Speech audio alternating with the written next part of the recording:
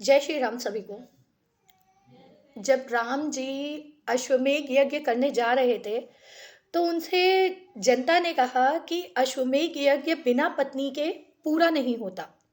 और माता सीता तो जो है उस समय वन में थी, लव कुश का पालन पोषण कर रही थी।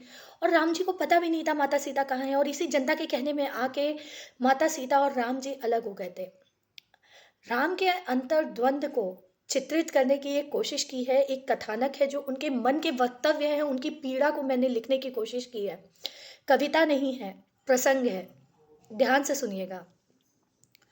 अश्वमेध यज्ञ करने को तत्पर हुए राम जनता की चर्चा सुन के अत्यंत दुखी मन से और उद्विग्न बैठे थे।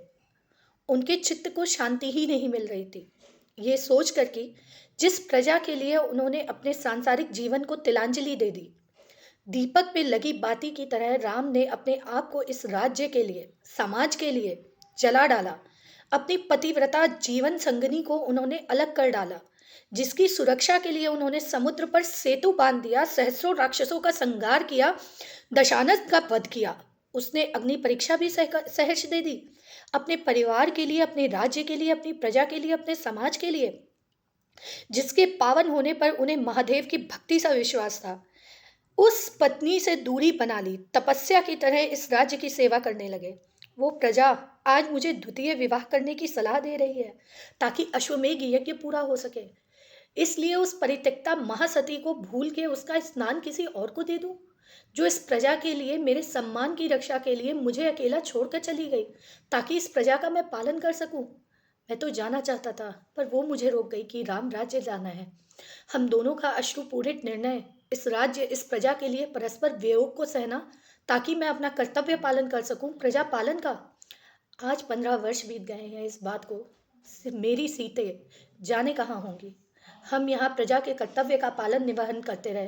उन्होंने साम्राज्य होने का निर्वहन किया, इस प्रजा के प्रति, इस देश के प्रति, इस समाज के प्रति। अश्वमेध राज्य एवं समाज के लिए है, परंतु विवाह मेरा निर्णय है, मेरे जीवन, मेरे परिवार का निर्णय, मेरे प्रति सीता के प्रेम का निर्णय। यदि पत्नी पतिव्रता हो सकती है, सती हो सकती है, त्यक्त होकर भी जो पति को, उसके प्रेम को, सम्मान को एवं समर्पण का मान रखे, उसके लिए मैं दूसरा विवाह कभी नहीं करूंगा। मैं भी मृत्यु पर्यंत सिर्फ सियापति ही रहूंगा, चाहे यज्ञ हो या ना हो। मेरी सीते का स्थान, मेरी अर्धांगिनी का स्थान मेरे वामांग में सिवाय मेरे सीता के कोई नहीं बैठेगा। ये स्थान सिर्फ सीता का था, सीता का है और सीता का ही रहेगा। उसके बाद राम जी ने स्वर्ण सीता बनाकर, उनकी मूर्ति स्थापित कर कर इस अश्वमेध यज्ञ का पूर्ण किया, जिसके पश्चात, इस अश्वमेध यज्ञ के पश्चात ही लव कुश उनके पास वापस आए। जय श्री राम।